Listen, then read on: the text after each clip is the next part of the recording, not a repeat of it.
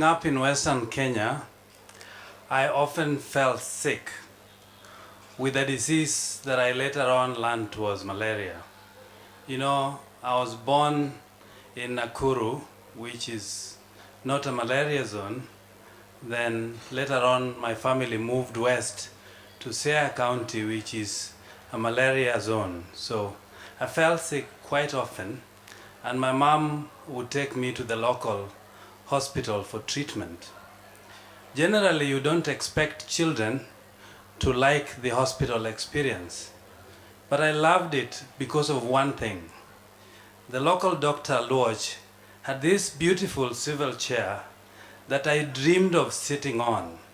You know, I could see him turning left and right to pick something here and there, to check on my ear and to check on my throat. And I would beg him literally every time to allow me to sit on that chair. And never once did he allow me to sit on that chair. He kept telling me that to sit on this chair, you have to study hard, become a doctor, and then I'll allow you to sit on this chair. So 20 years later, around 2 decades later, I had my chance. I was posted to Suba County, which is on the shores of Lake Victoria, as the doctor for this community.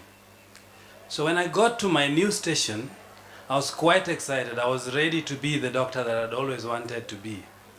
But when I got to my station, there were both good news and bad news. Let me start with the bad news. When I checked the doctor's office, it didn't have my dream chair. It had just regular chairs. But the good news is that I got to do the job that I loved the most. The people welcomed me, they appreciated my effort. I enjoyed working with this community. So, as happens to most young people, on a Friday, you want to go out. I always made sure that I cleared all my work before going out with friends for a drink and some food.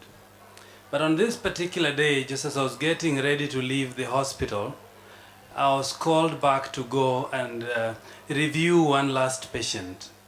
In our practice, that sometimes turns into a whole night's effort.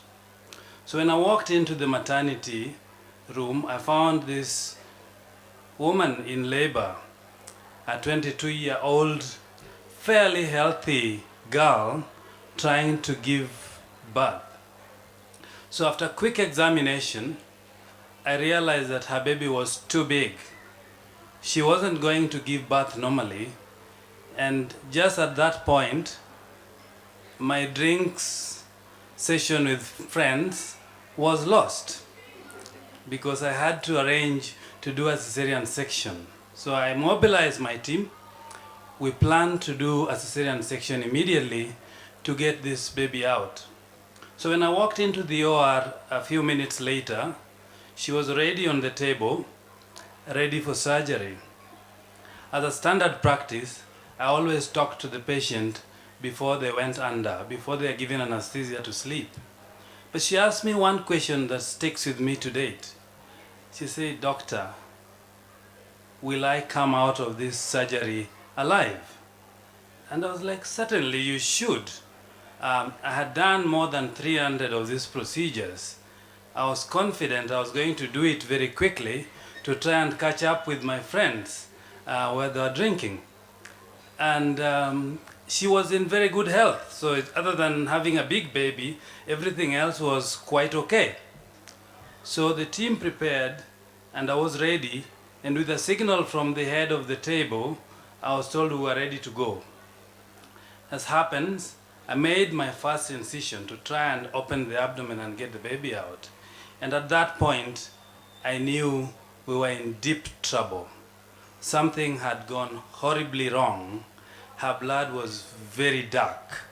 There was no oxygen going into her system. You see, what had happened, the tube that is supposed to give her oxygen while she's being operated is typically supposed to go through towards the lungs. But this particular day, The anesthetist had pushed it toward the stomach, so it wasn't doing anything. She wasn't getting any oxygen. She was choking in this process. So it was a race against time. You have the protocol, you know what to do at that point. You have 2 lives that are likely to be lost. You try and save 1 at least. So I went in really, really fast, and in 2 minutes, the baby was out. We got a healthy baby girl as the team was trying to resuscitate the mother. Despite all our best efforts, we lost the mother on the table. You know, getting out of that OR in a small hospital as a young doctor is very difficult. You have an expectant family. You have the husband there. Emily was trying to get her first baby. The husband is very excited. The mother-in-law is there. And they're waiting for the good news from you that everything has ended well.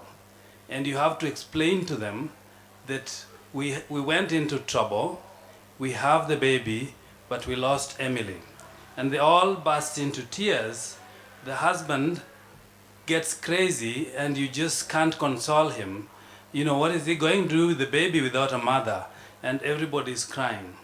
They eventually accepted Emily's death as an act of God. I didn't, because I knew something had gone wrong. So again, when I think of Emily, I wonder, why should this particular case stick with me? You know, as a doctor working in a public hospital in Kenya or in most of the developing world, you will lose a patient at least every week. There will be death that you have to deal with regularly, but this particular one stuck with me. And I learned some things around it. I learned that it's not just good to be, it's just not enough to be a good doctor, that you need everything around you to work perfectly for you to save life. I was well trained, but my team had some shortfalls. And at that point, we lost this life. I also learned that it's actually possible to do something about it. So out of this experience, my career took a detour, and I started looking at ways through which we can prevent such women from dying in the process of childbirth. Today, I run an initiative called Hewatele, Swahili word for oxygen. So we try and produce oxygen to make sure that all hospitals where people like Emily will present have a reliable supply of oxygen so that the mothers and children can be saved. We also do trainings for regular nurses to be competent enough to provide safe anesthesia to the women going through cesarean section. Thank you very much.